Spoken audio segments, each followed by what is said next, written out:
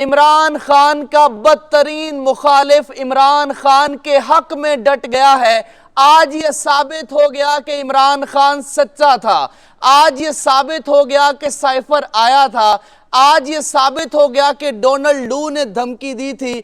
आज ये खुद मान रहे हैं मौलाना फजलुर रहमान साहब कि जनरल बाजवा के कहने के ऊपर तहरीक अदम एतमाद लाए थे, और यह भी मान लिया कि उस वक्त के DGI जनरल फैज हमीद ने कहा था, और यह भी मान लिया कि इमरान खान के खिलाफ वो जो 25 लोटे थे उनको जनरल बाजवा ने सामने बिठाया और उनको कहा कि इमरान खान के खिलाफ वोट देना है। ये मौलाना का नया इंटरव्यू है जिसने तहलका मचा दिया है। लेकिन सबसे बड़ी खबर यह है कि मौलाना और इमरान खान ने हाथ क्यों मिलाया, इससे कितना बड़ा भौचाल आने वाला है। मौलाना का 4 लाख मदरसे का बच्चा और PTI सड़कों के ऊपर आके क्या करने वाले हैं, क्या प्लान्स हैं, वो आपको इस वीडियो के अंदर बताऊंगा। एक और इमरान खान का बदतरीन मुखालिफ खान के हक में डट गया है। ये मौलाना तो है ही, अब मौलाना से बड़ा इमरान खान का मुखालिफ आज तक पाकिस्तान की सियासी तारीख में कोई नहीं है।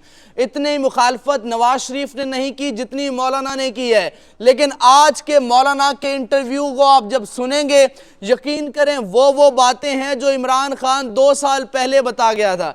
इमरान खान ने कहा कि जनरल बाजवा के कहने के ऊपर हुकूमत गिराई, जिसको मान रहे हैं मौलाना साहब। मौलाना साहब के इंटरव्यू में 7 ऐसे पॉइंट हैं जो आपके होश उड़ा देने वाले हैं। लेकिन असल एक सवाल यह है कि तहरीक अदम एतमाद को 2 साल हो गए, अब ये क्यों सच सामने आया? इमरान खान ने मौलाना को क्या पैगाम भेजा, मौलाना ने खान साहब को क्या पैगाम भेजा, और अब मिलके क्या होने वाला है जिससे नवाज शरीफ परेशान है, जिससे पीपल्स पार्टी परेशान है? दोस्तों, इमरान खान वाकई मुकद्दर का सिकंदर निकला है। इमरान खान ने एक और तुर्क का पत्ता फेंका है जो बिल्कुल ठीक जगह के ऊपर लगा है। ये बहुत बड़ा, बहुत इंपॉर्टेंट वीलॉग है, एंड तक लाजमी देखिएगा। जो दोस्त नए हैं वो चैनल को सब्सक्राइब कर लीजिए और इस वीडियो को लाइक लाजमी कीजिएगा। अब जरा मैं आपको 7 पॉइंट बताता हूं। सबसे पहले मौलाना ने कहा कि जनाब जनरल बाजवा के कहने के ऊपर तहरीक अदम एतमाद हुआ। उस वक्त इमरान खान को मैं नहीं हटाना चाहता था, मौलाना साहब मान रहे हैं। पीपल्स पार्टी उस तहरीक के पीछे थी। तीसरी बात, जनरल बाजवा ने वो जो 25 लोटे, इमरान खान जो कहता था कि इनको 25-25 करोड़ मिला है, वो सच्चा था, उनको पैसे मिले हैं। और उनको कह रहा है कि जनरल बाजवा ने सबको बिठाया और कहा कि आपने खान के खिलाफ वोट देना है। चौथी बात, इमरान खान को हटाने के लिए अमेरिका का प्रेशर भी मौजूद था। पांचवी बात, अच्छा मौलाना साहब ये मान रहे हैं कि इमरान खान से बड़ा कोई सियासतदान नहीं है। मौलाना ने आज तस्लीम कर लिया कि नवाज शरीफ को सीट दी गई है यास्मीन राशिद वाली। सातवीं बात, ये बहुत इंपॉर्टेंट इंटरव्यू, इसके आपको आने वाले दिनों में बड़े बड़े धमाके नजर आएंगे। ये धमाकेदार खबर है। आगे चलता हूं। अब जो इमरान खान ने इत्तेहाद किया है मौलाना साहब के साथ, उस इत्तेहाद का देखिए, दोस्त का दुश्मन दोस्त होता है। अब इमरान खान का दुश्मन कौन है आप सबको भी पता है। मौलाना का दुश्मन इस वक्त कौन है, मौलाना किसके खिलाफ बात कर रहे हैं, आप सबको पता है। अब दुश्मन का दुश्मन दोस्त हो गए मौलाना साहब और इमरान खान। और मौलाना के पास जो 5 लाख बच्चा है मदरसों का, वो बच्चा जिसको आप गोली से, लाठी से, आंसू गैस के शेल से नहीं भगा सकते, वो लोग मदरसे के जो सर्दी में भी इस्लामाबाद की सड़कों के ऊपर सोए रहे, जो शदीद गर्मी में भी सोए रहेंगे, लेकिन वो जाएंगे नहीं। आपको मौलाना के मदरसे के बच्चों का याद है। अब वो लोग और इमरान खान की तहरीक इंसाफ के जो लोग हैं, ये इतना बड़ा एहतजाज होगा। और TLP तहरीक लब्बैक पाकिस्तान इनके साथ मिल जाएगी। जमात इस्लामी भी ज़रा हल्का हल्का इशारा दे रही है। उधर से जो ANP है उसने भी कहा है कि जनाब हम तो एहतजाज करेंगे। अब इतना बड़ा एहतजाज होने जा रहा है, ये हुकूमत नहीं चलने वाली। ये हुकूमत बनने से पहले फ्लॉप हो गई है। जरदारी साहब वैसे साइड पे हो गए हैं, और शहबाज शरीफ 6 महीने भी नहीं निकाल पाएगा, क्योंकि लोड शेडिंग इस दफ़ा इतनी होनी है। गैस का बिल जिन लोगों को आया है उनको लग समझ गई होगी कि इस दफ़ा क्या होने वाला है। और ऊपर से ये मौलाना साहब का खड़ाक, मौलाना ने भाई आज खड़का दिया है। आज की बाजी मौलाना ले गए। यकीन कीजिए मज़ा आया ये इंटरव्यू सुन के। मैं आपको जो 7 पॉइंट मैंने आपको बताए हैं यही सबसे काम के हैं, बाकी ज़रा डिफरेंट बातें हैं।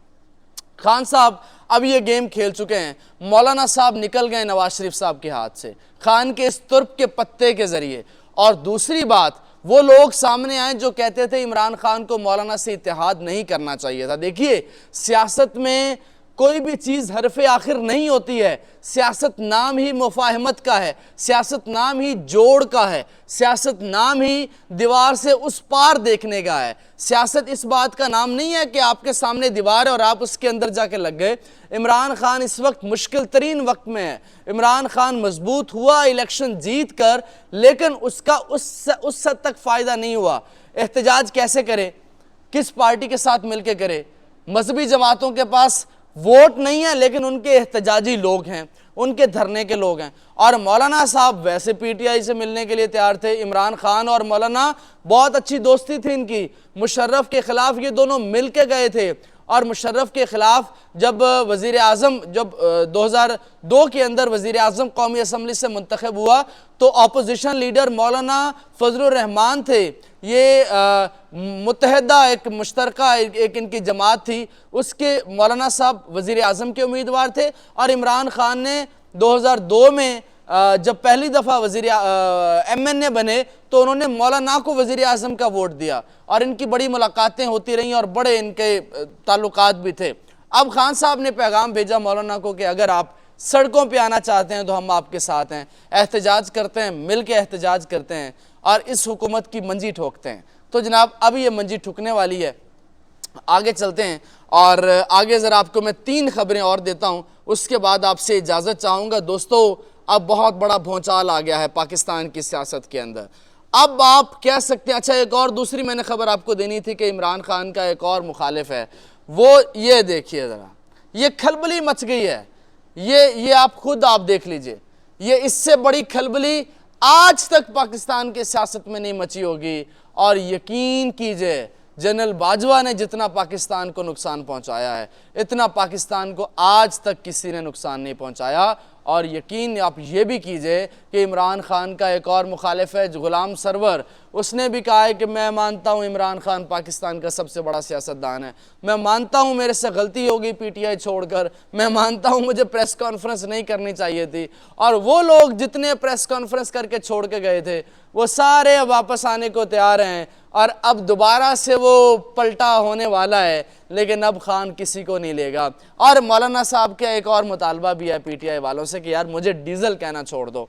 ये जो लोग डीजल कहते हैं, वो कहते हैं यार मैं मजहबी रहनुमा हूँ और मदरसे के लोग मुझे मानते हैं, तो मुझे डीजल ना कहा करें। आपसे मैं पूछता हूँ कि क्या उनको डीजल कहना दुरुस्त है या नहीं दुरुस्त? ये आपने कमेंट बॉक्स में लाजमी बताना है। क्या इमरान खान को मौलाना साहब से इत्तेहाद करना चाहिए, ये भी आपने कमेंट बॉक्स में बताना है। वीडियो को लाइक कीजिएगा, और जो दोस्त नए हैं चैनल को सब्सक्राइब नहीं किया लाजमी सब्सक्राइब कीजिए। अगली वीडियो बहुत इंपॉर्टेंट है, इंशाल्लाह उसमें मुलाकात होगी। अपना बहुत सा ख्याल रखिए, मुझे इजाज़त दीजिए, अल्लाह हाफिज़।